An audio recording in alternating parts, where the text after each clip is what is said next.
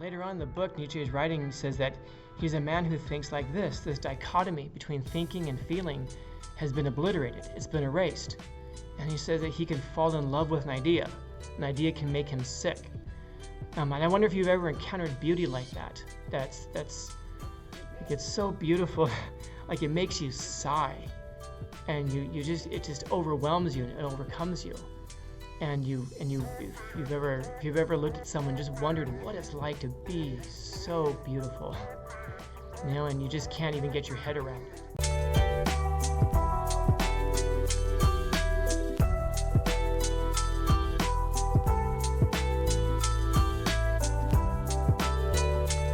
Welcome to Prologue 3 from Thus Spoke Zarathustra by Friedrich Nietzsche. You remember from Prologue 2 that Zarathustra was coming down from the mountain and he encountered the saint in the forest. Now the saint spent a lot of time trying to convince Zarathustra to not leave the mountain, but to actually spend time with him in the forest. But Zarathustra is on a mission, and so that's where we pick up Prologue 3. He's now exiting the forest. Nietzsche writes, when Zarathustra arrived at the nearest town, which is close to the forest, he found many people assembled in the marketplace, for it had been announced that a tightrope walker would give a performance. Various translations will refer to the tightrope walker as a tightrope dancer or a rope dancer, but we get the idea. It's a person who's going to walk across a suspended rope high up. It's a dangerous thing to do because obviously they fall, they die. And there's a crowd assembled for entertainment. There's going to be a show. So a couple of things are worth pointing out here. First off, we're going to notice that the marketplace not far from the forest at all.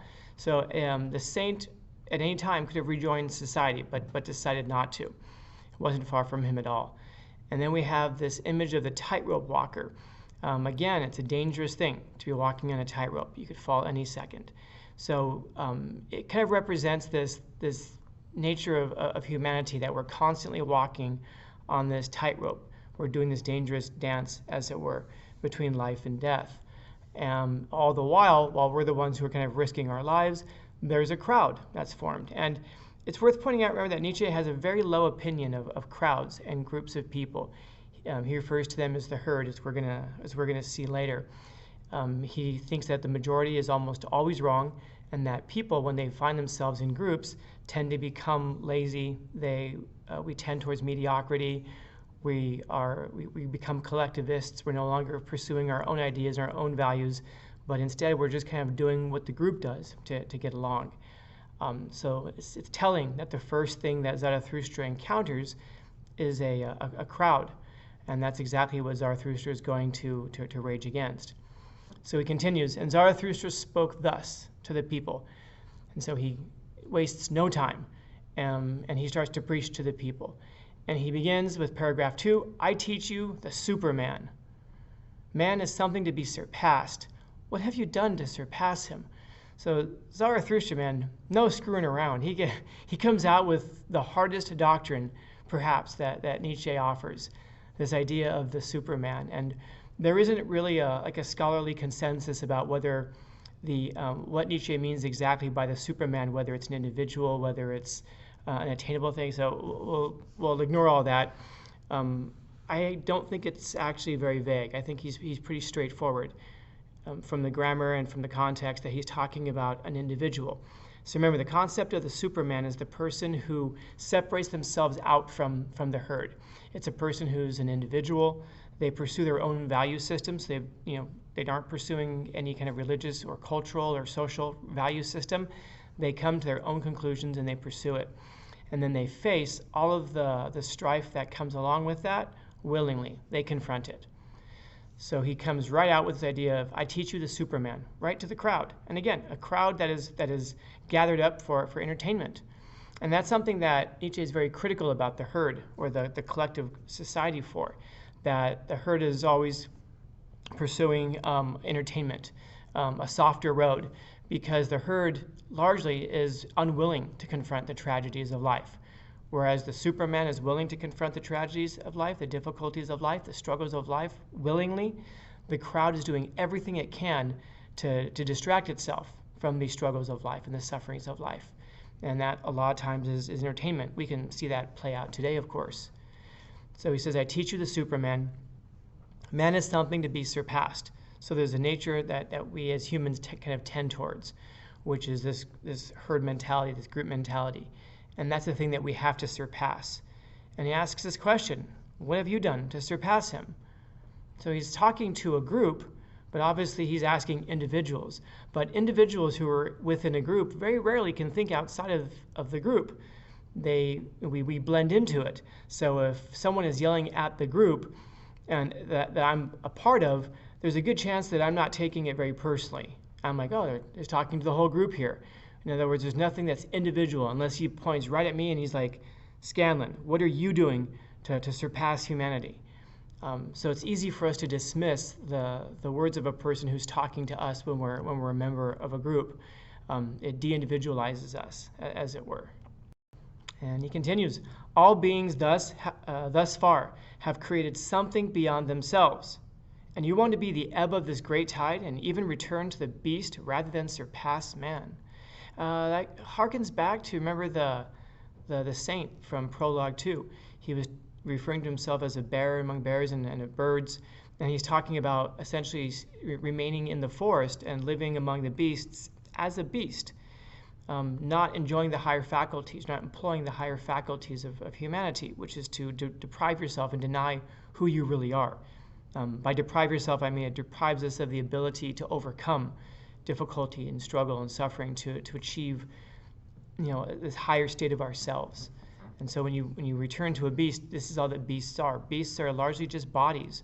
They eat, they sleep, they procreate. They'll be entertained, they'll play among themselves, but that's pretty much it. Bears and birds don't write philosophy, and not even in fairy tales.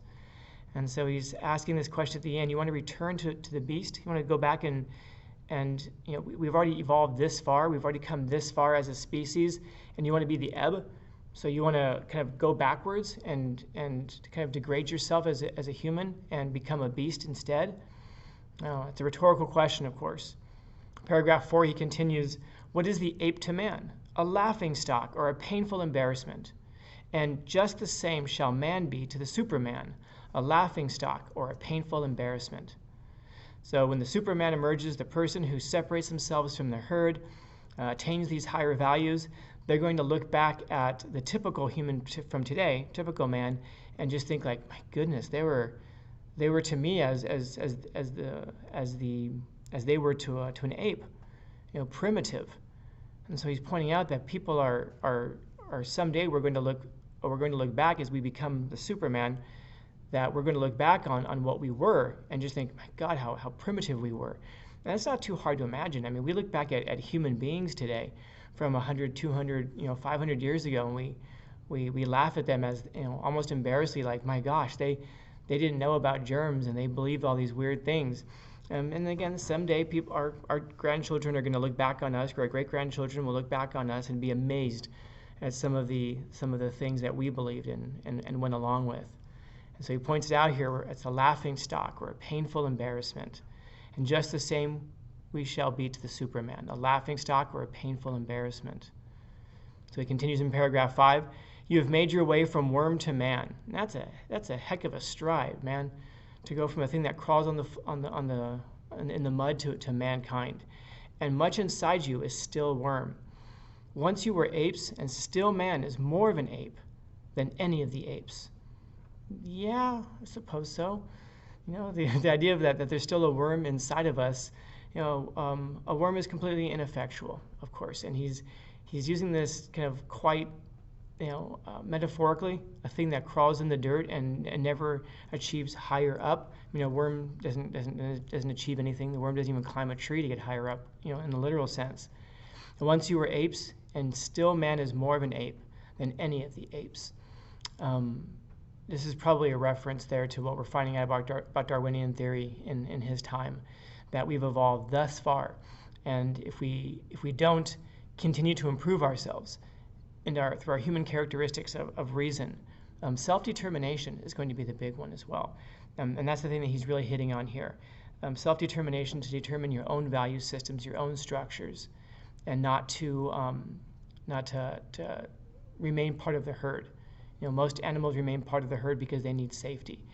The true Übermensch, the true Superman, is the person who rises above that and doesn't need the safety of the herd. But in fact, what we're going to find is that the herd needs safety from the Übermensch, from the Superman. And he continues in paragraph 6. Even the wisest among you is only a conflict and mix of plant and ghost. But do I bid you become ghosts or plants? Behold, I teach you the Superman. And there's this idea of plants and ghosts. We're this mixture of organic and spiritual. Nietzsche denies this idea of spiritual. He kind of mentions ghost as like superstition. We're organic beings, plants with superstitions. And he says, even the wisest among you is only that, this conflict. And the superstitious part of us is the religious part of us, Nietzsche believes. And it's this idea that we're striving for something spiritual because we're not finding, or we don't have the courage to face what we're encountering here in the flesh, in the earthly realm, the physical realm. Remember, Nietzsche is a materialist. He believes that all that exists is material, nothing spiritual. And so therefore, when you strive to do something spiritual, you're denying part of yourself. You're striving for something that just isn't there. And if we're striving for something spiritual, then that means our thoughts and intentions are on the next world, which means our thoughts and intentions are not in this world. So the more time we spend thinking about heaven and hell and afterlife and all that is time that we're not spending perfecting and improving ourselves in this world, which means that we're not confronting the sorrows and the struggles of life, which largely religion is this kind of response to a death terror, this complete fear that we have of death, that once we die, we pass out, and for all of eternity, we're just gone.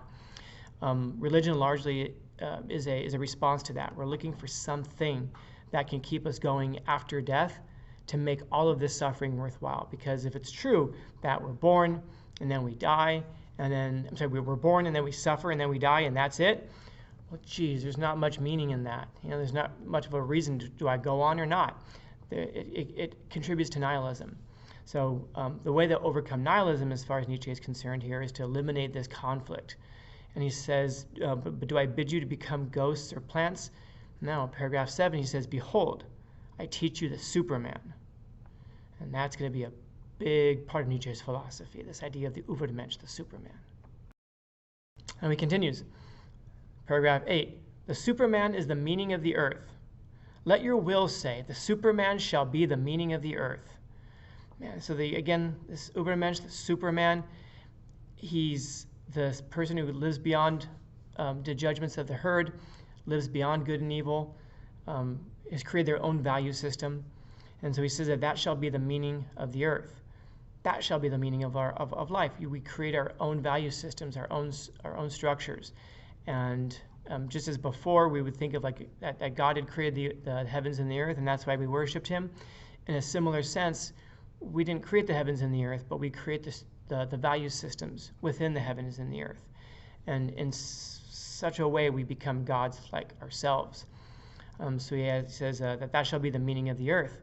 Continues in paragraph 9. I appeal to you, my brothers, remain true to the earth, and do not believe those who speak to you of otherworldly hopes. Prisoners are they, whether they know it or not. So don't believe in the people who come to you preaching spiritual enlightenment or something about a heaven and a hell. They're trying to get your mind off of where you presently are in the world today. They're trying to give you hope in something in the future, because if you have hope in something for tomorrow, you don't have to put so much into today. He's warning the people against that. He's saying, don't be like them. And he says, beware of people who come to you like that. Remain true to the material world, this earth. Poisoners, I said prisoners earlier, but he says poisoners are they, whether they know it or not. So it isn't even that people who are trying to get you to believe in a heaven and a hell and an afterlife, it's not that they are intentionally poisoning you. They very well might believe it themselves, but they're still poisoning you, and they're poisoning you. They're killing your body. They're killing your ability to achieve in this world. So he's very adamant towards the herd here, towards the crowd of people who've assembled. They're poisoners. Beware of them. Don't listen to them. So Zarathustra continues, despisers of life are they, those who preach of otherworldly hopes. Despisers of life are they, decaying and poison themselves, of whom the earth is weary. So let them pass by. So let them die. Let them go ahead. Let them go on their way. These people who try to preach something about spiritual enlightenment. He says that they're decaying and they poison themselves. They're stopping them. Eventually they will all go away. So he says, let them. Continues in paragraph 11. Once sin against God was the greatest sin, but God died, and with him these sinners. To sin against the earth is now the most terrible sin, and to revere the entrails of the unknowable higher than the meaning of the earth. And so again, he introduces this concept of the death of God. He says, once sin against God was the greatest sin, but God died, and with him these sinners. So anybody who preached sin against God as being the worst possible thing, well, they've all gone away, because once God is dead, then this whole idea of sin no longer matters. It's a meaningless phrase, because without God there's no sin. It's like kind of like, in order for something to be considered right or wrong, you have to have a rule book. You have to have a judge, and if there is no judge, if there's no rule book, then there is no right or wrong. There is no good or evil. There's no heaven and hell. Then there's no sin. There's also, of course, no goodness either. To sin against the earth, so to sin against our material existence, what we are, is now the most terrible sin. So to deny who you are, to deny your body, to deny what you could achieve, to deny yourself the requisites to become the Superman, he says, is the most terrible sin. And to revere the entrails of the unknowable higher than the meaning of the earth. And so it's a sin, therefore, to cling to ghosts and spirits rather than to what really exists, which is you, here and now. He continues in paragraph 12. Once the soul looked contemptuously on the body, and that contempt was supreme. The soul wished the body thin, hideous, and starved. Thus it thought to escape from the body and the earth. And Nietzsche here is hearkening to this idea of denying the flesh. And here he's talking, it almost sounds like he's just talking about people who decide to starve themselves. The body becomes thin, hideous, and starved. But yeah, literally, but also starved of attention as well. In other words, you can deny yourself bodily pleasures as well, and thereby starve your body. Not literally in the sense of being malnourished, although he does refer to that as well, but in terms of pleasure as well. Because if it's true that if you're a body and a soul, and if you deny the body, then you're denying half of yourself, and if you deny the soul, you're denying half yourself. If you're not a soul, if you're just a body, and you deny that body, then you're denying all of yourself. You're essentially making yourself as though you're not real, as though you don't exist. And so he says here that the contempt was supreme, though his soul wished the body thin. But he says it thought to escape from the body and the earth. The whole idea being that the soul could eventually escape from the body. We viewed the body, and this goes back even, I guess probably before Socrates even, but Socrates speaks very clearly about this, that the body is a prison that holds the soul captive. This is why he's happy to pay a fee to Aeschylus to take him into the afterlife, into the other side, because he sees this as a good thing, that his body is being freed now from this terrible prison, this affliction of the body. Socrates believes that the soul is immortal, and it has to remain. It's being trapped here until it's freed up. Zarathustra here, of course, is criticizing that. He says that it was once that thought that the soul had to escape the body. But in a certain sense, he doesn't quite say it directly, but it's pretty straightforward here that it's actually the body, therefore, that has to escape from the soul. The body has to escape from this concept of the soul, because the concept of the soul is stopping the body from becoming what it could become. So he continues in paragraph 13. Oh, that soul was itself thin, hideous, and starved, and cruelty was the desire of that soul. So he believes that this soul reverence, this love of the soul, is cruel, because it stops us from becoming what we could become. It denies the body, it denies the physical plane, and so therefore it denies all of what a human being is. Remember, again, if you're thinking about the afterlife, then you're not as focused as you could be on this life. Even if you're only thinking about the afterlife for 10 seconds, that's 10 seconds that you could have spent or invested making yourself better on this plane of existence. So the soul, he says, was itself thin. It was, I mean, in his case here, saying not even existent, non-existent. He continues in paragraph 14.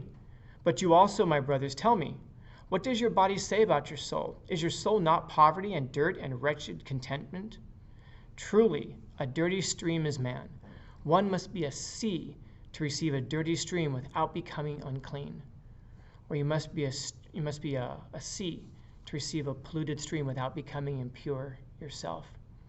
And so when you surround yourself by the herd, you're going to constantly be influenced. That's just part of the nature of what it is to be a human being. We grow up among people. We learn how to speak from listening to other people. We learn how to behave by watching other people. Most of our behavior and speech patterns are learned. I mean, it'd be an interesting intellectual exercise to do. Think about what percentage of your thoughts are actually entirely original to you versus how many of your thoughts are actually derived from other things that you've heard, things that you've read, people that you've heard speak. Even if we think like, oh, this is my idea, is it really your idea, or is it kind of like an idea that you agree with, that you've kind of like taken maybe another idea and brought it in, or taken an idea, put it together with something else, and then claimed it as your own idea? It'd be worth kind of considering what percentage of our thoughts are actually original to us. And it's even harder when you're in a herd, because obviously the influence is constant. If you are able to go off and live in solitude, you can be alone with your own thoughts, and then you can be assured that to some degree, perhaps, a lot of the thoughts that are coming in might be actually of your own. But when you're living in a group, no, it's probably not. And so he's talking here about this idea about the soul and the body, and about being a sea and receiving a polluted stream. We can't, a lot of what we receive from the herd is pollution. I hate to say it, but man, we can look online, social media, and I think that many of us can see that. Even if we use it a lot, we can probably see that we're receiving a constant stream of pollution. And it's strange that so many of us will put social media down. Oh, it's so terrible, it's so ugly, it's horrendous, and it influences people terribly, but then we go on it. And then we like to believe, oh, but not me. I'm not being influenced by it. It's just everybody else who's being influenced. I don't know, man. Perhaps, maybe, but you have to be an absolute sea of virtue to receive even just a little stream of pollution and not become impure itself. I talk about this idea of, if you're in a bathtub with somebody and they pee, it's a small little bathtub. It's disgusting. You're going to run away from them. If you're in the ocean, you might be like, ugh, but you probably aren't going to run away from them because it's a massive body of water. I guess I would say be careful of the pee that you're introducing into your life. Are you a sea or are you a bathtub? A lot of us like to think that we're an ocean, but I wonder in reality how many of us are bathtubs or sinks rather than a sea. And he continues here in paragraph 16. Behold, I teach you the Superman. He is the sea. In him your great contempt can pass under and away. So the Superman is that person who's a sea, who's an ocean of virtue, who can exist in the world, exist among the herd, and not be influenced by it. That's a really hard thing to do. And so this is one of those things that speaks to perhaps Nietzsche's concept of the Übermensch. The Superman is an unattainable ideal. It's something that we can strive towards, but probably can never actually be. Nietzsche's writes elsewhere that one has never existed, but it's something towards which we can strive. He continues in paragraph 17, what is your greatest experience? It is the hour of great contempt, the hour in which even your happiness becomes repulsive to you, and even your reason and virtue.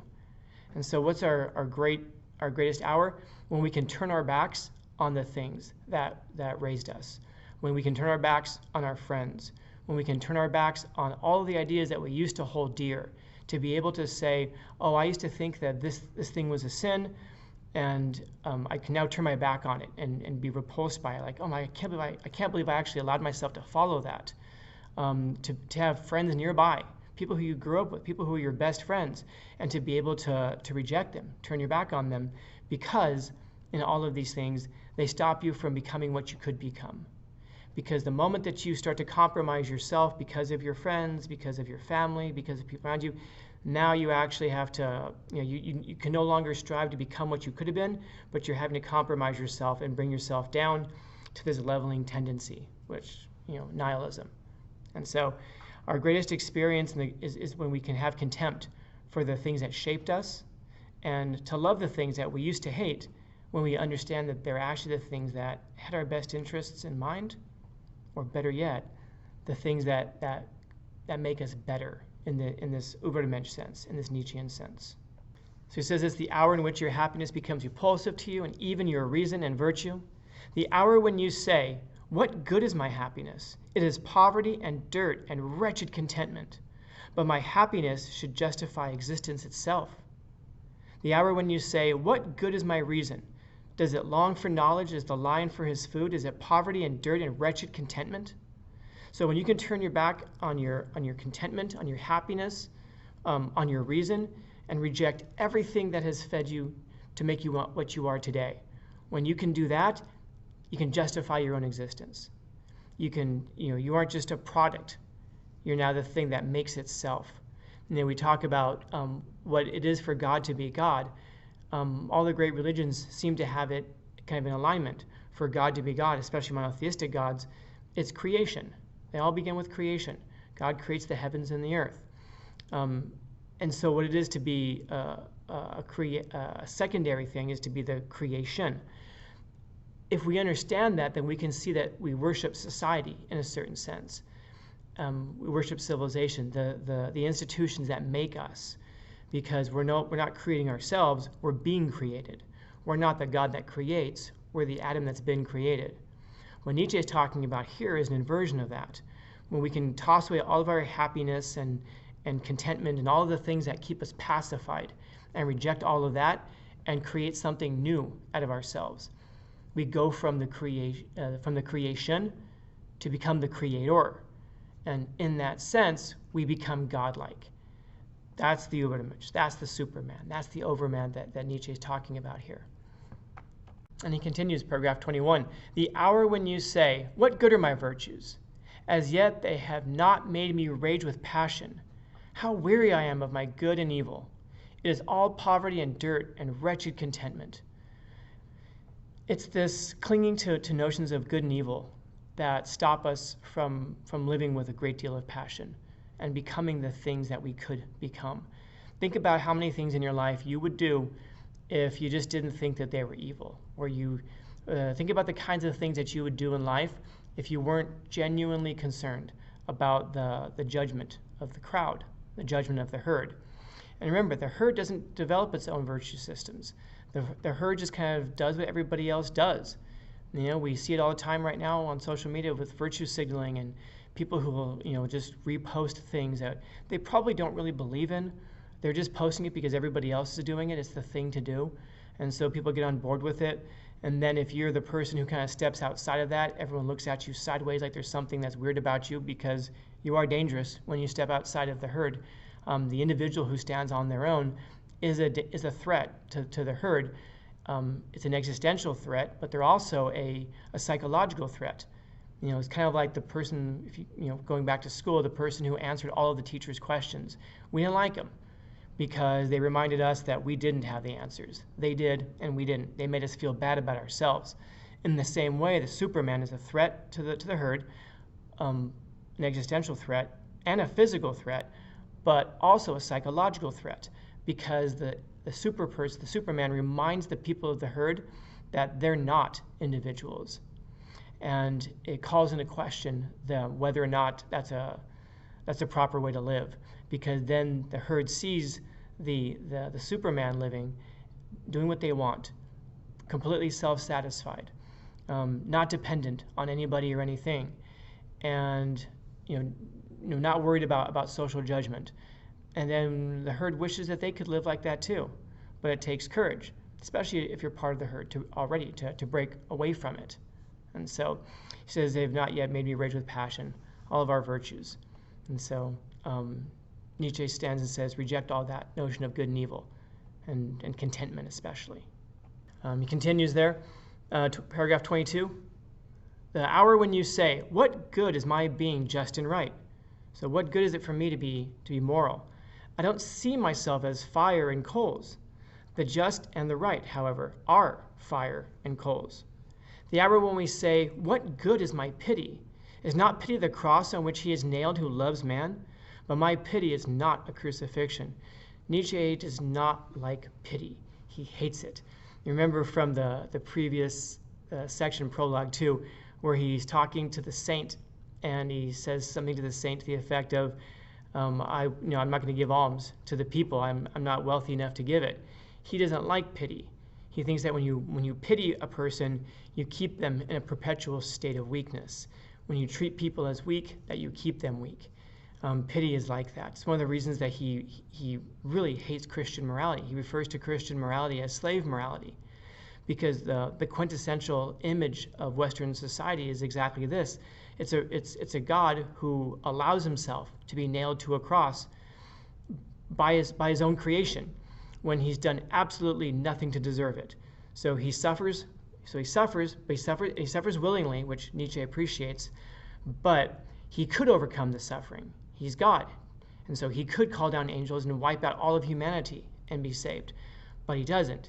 He goes up on the cross and he dies by his own creation, and he dies pitifully. So this, angers Nietzsche, because of course it's not how he would do it. He continues in paragraph 24, have you ever spoken this way? Have you ever cried this way? Oh, that I could hear you cry like this. Have you ever been so full of passion to talk the way that I'm talking right now? Or have you just been kind of like numbed by entertainment and society? And, have you ever just raged like this? Is there anything and I wonder if there's anything in your life that gets you excited with passion like that?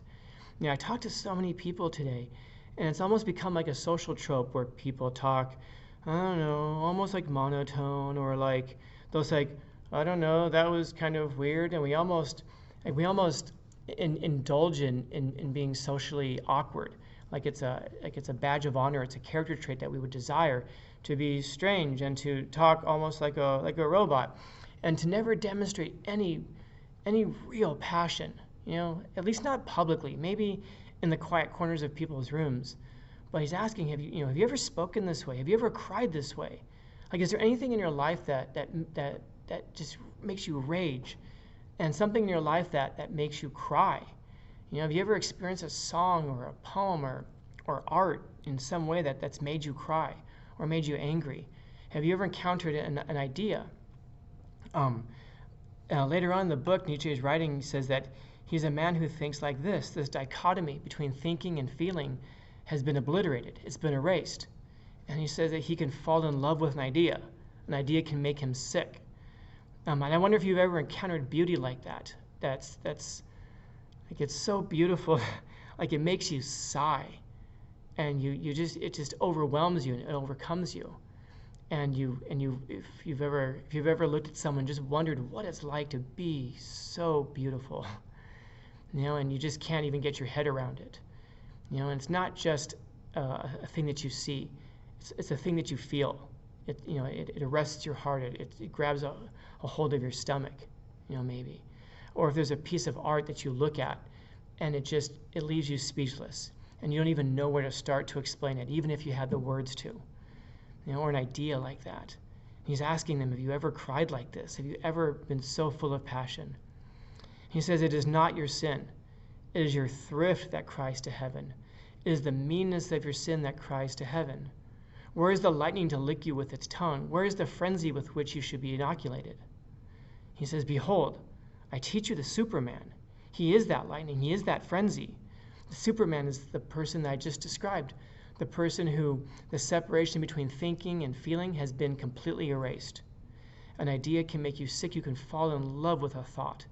You can fall in love with something abstract, because, Nietzsche rejects the idea of a soul, but he still recognizes that there's this part inside of us that leaps and bounds when it encounters something beautiful, I'm thinking of that right now, like something I've encountered before that was so beautiful. I couldn't help but sigh every time I saw it.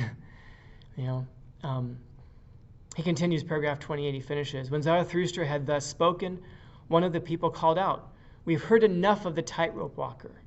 Now let us see him also, and all the people laughed at Zarathustra. But the tightrope walker who thought the words were for him began his performance. Well, that's frustrating. The crowd didn't hear a word he said.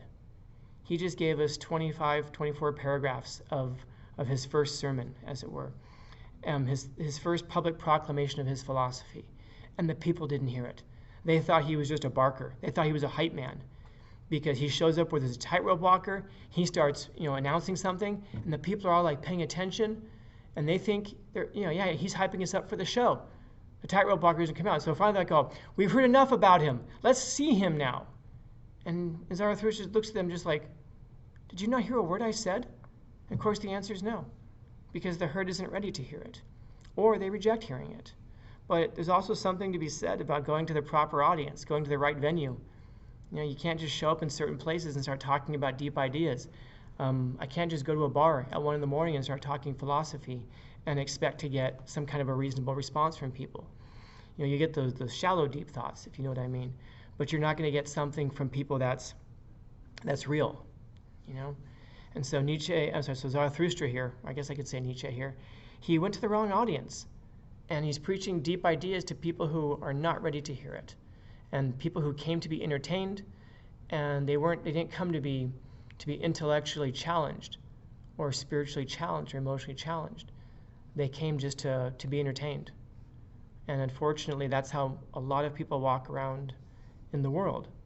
We walk around looking to be entertained and to be distracted from this terror of death, or this terror of existence, or this terror of loneliness, or this terror of heartbreak that we try so hard to be distracted from. And we fill in those empty sections of our lives, those holes in our lives, with entertainment and distraction. And then we get to the end of our lives, we don't really remember those distractions, probably. We know that we just kind of numbed ourselves a little bit. But rather than filling those holes with accomplishments and achievements and overcoming, we filled it with entertainment, which is passing. So that's Prologue 3. Stay tuned. Prologue 4 is on the way.